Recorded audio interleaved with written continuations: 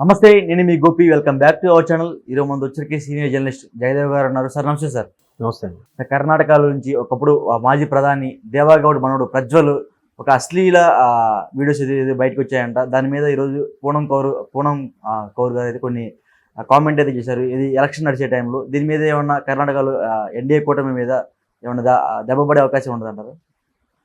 కొంత ఇంపాక్ట్ అయితే ఉంటుంది. కొంత ఏముందిలో ఎన్నికల ముందు సహజం అనుకునే వాళ్ళు కూడా ఉన్నారు. బట్ పూనం కౌర్ ఏంటంటే అసలు నిజంగా ఆవిడకి చాలా సోషల్ మీడియాలో బాగా యాక్టివ్గా ఉండే పర్సన్. ఇంతకుముందు పవన్ కళ్యాణ్ గారి గురించి కూడా ఇట్లా సపోర్టివ్గా మాట్లాడారు. బట్ ఆవిడ మీద చాలా విమర్శలు చేశారు. తర్వాత అంటే హైదరాబాద్ కేంద్రంగా కూడా చాలా రోజులు ఉన్నారు ఆవిడ. తెలుగు కూడా చాలా బాగా మాట్లాడతారు. రాహుల్ గాంధీతో కూడా ఒకసారి జోడో భారత్ యాత్రలో కూడా పార్టిసిపేట్ చేశారు. కొంతకాల మహిళల సమస్య గురించి వివరించారు. చాలా ఈ మధ్యకాలంలో కూడా 2-3 సందర్భాల్లో వార్తలు ఇచ్చారు. అంటే ఎక్కడ మహిళలకి ఇబ్బందికర పరిస్థితి వస్తే అక్కడ ఆవిడ వాలిపోతాడు.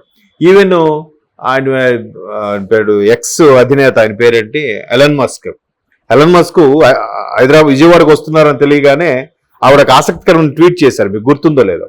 ఇప్పుడు ఆయన కూడా 3 పెళ్లిళ్ళు చేసుకున్నాడు, మరి మీ దగ్గరకు రావడానికి అర్హుడా కాదా అన్నట్టుగా. అంటే పవన్ కళ్యాణ్ గారిని 3 పెళ్లిళ్ళని విమర్శిస్తుంటారు కదా, మరి ఇక్కడ నేను పెట్టుబడులు పెట్టడానికి వస్తారని ఆహ్వానిస్తున్నారు కదా, మరి మీ దృష్టిలో 3 పెళ్లి చేసుకున్నాడు వేస్ట్ కదా అన్నట్టుగా ఒక ట్వీట్ చేశారు. సో అట్లా ఇప్పటికప్పుడు యాక్టివ్గా ఉంటారు ఆవిడ. అది ఇప్పుడు ఆయన మీరు అన్నట్టు మాజీ ప్రధాని దేవగౌడ మనవడు ప్రజ్వల్ అని అతను ఇప్పుడు ఎంపీగా కూడా ఉన్నాడు. మళ్ళీ ఇప్పుడు వాళ్ళు బీజేపీతో పొత్తు పెట్టుకొని మీరు అన్నట్టు ఎన్డీఏ కూటమిలో భాగస్వామి అయ్యారు కాబట్టి జేడీఎస్ పార్టీ పేరు వాళ్ళు పొత్తు పెట్టులో భాగంగా ఇప్పుడు ఏంటంటే ఆ మీద ఒక 2 మహిళలు కంప్లైంట్ కూడా ఇచ్చారంట. మమ్మల్ని ఇలాగా వాడుకొని వదిలేశారు అన్నట్టుగా. మరోవైపు దేవగౌడ్ గారి 4-5 కుమారులు 3, అందులో పెద్ద ఆయన కుమారస్వామి ఆల్రెడీ ముఖ్యమంత్రిగా కూడా చేశారు గతంలో. ఇప్పుడు ఈయన 2వ 3వ ఒక కుమారుడు రేవణ్. రేవణ్ కుమారుడు ఇప్పుడు ప్రజ్వల్ ఎంపీగా ఉన్నారు. సో ఈ ప్రజ్వల్ ఏంటంటే ఇట్లా అశ్లీలకు సంబంధించిన ఎవరైతే మహిళలు కంప్లైంట్ ఇచ్చారో వాళ్ళ దగ్గర ఆధారాలతో సహా ఉన్నాయి. ఆయన అశ్లీలంగా వాళ్ళతో ఉన్నవి, వాళ్ళతో పంచుకున్నవి గట్రా. సో వాటిని బేస్ చేసేయడం ఈ వెంటనే ఈయన విదేశాలకు పారిపోయాడు. ఇప్పుడు సర్వసాధారణం కదా, పెద్ద పిల్లలు మన సినిమాలో కూడా చూస్తుంటాం.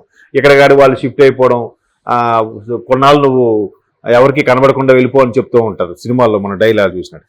అలాగా వీళ్ళు ఒకసారి వెళ్ళిపోవడం. అయితే ఇప్పుడు ఆయన ఎక్కడున్నాడు, జర్మనీలో ఉన్నాడని కూడా ఈవిడ పూనం కౌర్ క్లియర్గా చెప్తున్నారు. ఆవిడ జర్మనీలో ఉన్నారు, బట్ అధికారము డబ్బు ఉంది కాబట్టి అన్ని విషయాలు కాపాడబడుతున్నారు, ఎవరు అరెస్ట్ చేయట్లేదు అన్నట్టుగా. ఖచ్చితంగా ఇలాంటి విషయాలే జనరల్గా ఎలా ఉంటుంది, ఎన్నికల నేపథ్యంలో ఇవన్నీ ఒకరికొకరు దుమ్మెత్తి పోసుకోవడం వల్ల బయటకు వస్తున్నాయా, లేదా వీళ్ళు ఇలాంటి ఎదవ పని చేయడం వల్ల అవన్నీ ఎన్నికల నేపథ్యంలో దుమ్మెత్తి పోస్తున్నారా? గుడ్డు ముందా పిల్ల ముందా అన్నట్టుగా. ఇప్పుడు మొన్న తెలంగాణలో కూడా ఏం జరిగింది, వచ్చిన మొదటి రోజు నుంచే కాంగ్రెస్ ఒక్కొక్కటిగా బయటికి తీసుకొస్తుంటే నిజంగా కాంగ్రెస్ బయటికి తీసుకొస్తుందా, లేదా బీఆర్ఎస్ అలా బిహేవ్ చేసిందా? ఏది కరెక్ట్? కాంగ్రెస్ దూకుడు పెంచుతున్నారు, ప్రతిదీ రాజకీయ దృక్కోణంలో అరెస్ట్ చేస్తున్నారు, ప్రతిదీ రాజకీయ దృక్కోణంలోనే కేసులు పెడుతున్నారు అంటున్నారు కదా. మరి నిజంగా అలా చేశారా, వాళ్ళు నిజంగా అలా కేసులు పెడుతున్నారా? ఏది కరెక్ట్? సో వీళ్ళు చేయబట్టి దొరకబట్టి వాళ్ళు కేసులు పెడుతున్నారు. వీళ్ళెవరు కూడా న్యాయమే గెలుస్తుంది అంటున్నారు తప్ప మేము చేయలేదని చెప్పట్లేదుగా. సోకాల్ నాయకులు ఎవరైతే అరెస్ట్ అయ్యారో, ఎవరైతే నిందారోపణలు ఎదుర్కొంటున్నారో, ఎవరైతే అభియోగం మోపి లోపల ఉన్నారో వాళ్ళందరూ కూడా మేము చేయలేదు అనట్లే, న్యాయమే గెలుస్తుందంట. ఏం న్యాయమో మరి మాకు తెలియని న్యాయం. అలాగా ఇప్పుడు వీళ్ళు కూడా వెళ్తున్నారు. ఏదైనా పాపం పండాలి, ఎవరైనా మళ్ళీ అవ్వచ్చేమో చెప్పలేము. కాకపోతే ఆవిడ క్లియర్గా చెప్తుంది, ఈ వ్యక్తి విదేశాలకు వెళ్ళిపోయాడు, విదేశాలకు ఎక్కడో కాదు జర్మనీకి వెళ్ళిపోయాడు. జర్మనీలో ఎక్కడున్నాడు, ఏ స్టేట్లో ఉన్నాడు, లేదంటే ఏ సిటీలో ఉన్నాడు అనేది కూడా మ్యాక్సిమం మరీ ఇంటర్పోల్కి వెళ్ళి సెర్చ్ చేసి అరెస్ట్ చేసేంత ఇది వ్యవస్థ ఉండదు మన దగ్గర. సామాన్యులకు జరిగినప్పుడు వాళ్ళ 4 రోజులు అబ్స్కాండ్ అయిపోతే మళ్ళీ మామూలే. తర్వాత వెతికావు కానీ దొరకలేదు అనేస్తారు, వాడు ఎక్కడో హ్యాపీగానే ఉంటాడు. తర్వాత వీళ్ళు వచ్చి కొన్నాళ్ళకి మర్చిపోతారు, కేసు బలహీనపడుతుంది. ఎప్పుడో మళ్ళీ వచ్చినప్పుడు ఆ కేసు గుర్తుండాలి, ఆ పోలీసు వాళ్ళు ఆ సేమ్ డిపార్ట్మెంట్ వాళ్ళే ఉండాలి, వాళ్ళు ట్రాన్స్ఫర్ అయిపోతే వాడికి ఎవరికి తెలియదు, ఎట్లా మరి ఐడెంటిఫై చేసేది? అలాగా తెరమరుగు అయిపోయినవి చాలా ఉంటాయి. కాకపోతే ఇక్కడ ఆవిడ అదే చెప్పింది కదా, పరపతి డబ్బు బాగా ఉన్న వాళ్ళను ఇట్లా చట్టాన్ని యూజ్ చేసుకుని మిస్యూజ్ చేసుకుంటున్నారు అన్నట్టుగా చెప్పింది. మరి ఇది ఎక్కడ ఇంపాక్ట్ పడకపోయినా ఆ పర్టికులర్ ఏదైతే ఉందో దాని పేరు ఏదో వస్తుంది, నియోజకవర్గం పేరు గుర్తు రావట్లేదు, ఆ నియోజకవర్గంలో మాత్రం ఖచ్చితంగా ఇంపాక్ట్ అయితే పడుతుంది కదా, పోటీ చేయబోయే నియోజకవర్గంలో అయితే మాత్రం.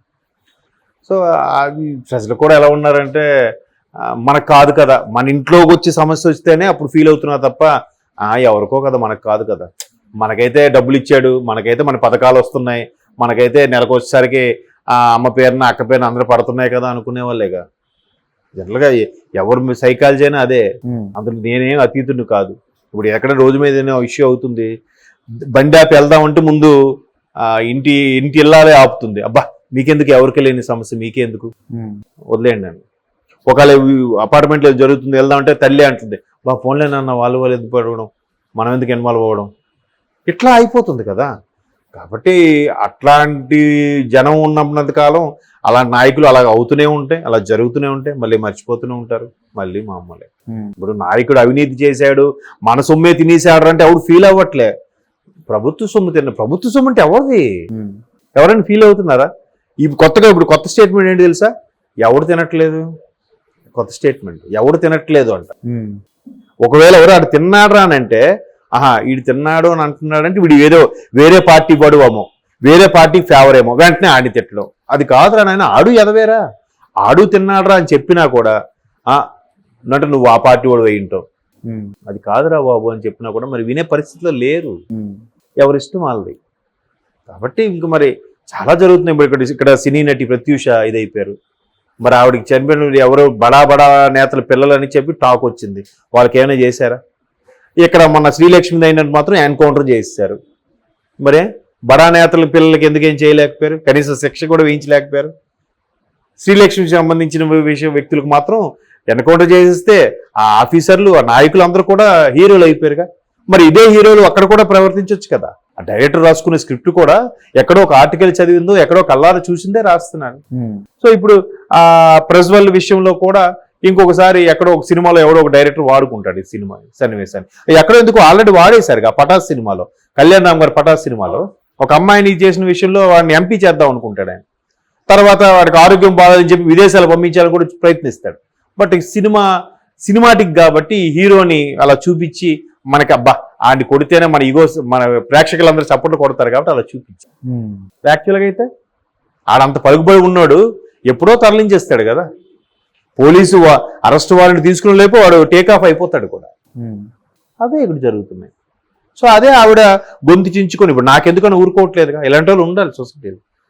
ఆవిడ నా పట్టం నేను ఆవిడేది పెళ్లి చేసుకొని వెళ్ళిపోతే అయిపోయింది కదా, ఆవిడ బిజినెస్ ఏది చేసుకుంటే అయిపోద్ది కదా. ఇంకా సామాజిక దృక్పథంతో ఒక సొసైటీలో ఒక అవగాహనతో ఎందుకు ఫైట్ చేయాలి, చేస్తుంది. అలాంటి వాళ్ళని మనం కాపాడుకోవాలి. ఈవిడ పెద్ద చెప్తారు లేరా అనే వాళ్ళు కూడా ఉన్నారు. సినిమాల్లో నటించేంత మాత్రం క్యారెక్టర్ బ్యాడ్ అనుకోవడం తప్పు, అది మారాలి, ఆ దృక్పథం కూడా మారాలి. సో ఇలాంటి వాళ్ళు మనం కాపాడుకోవాలి. Okay sir, thank you sir.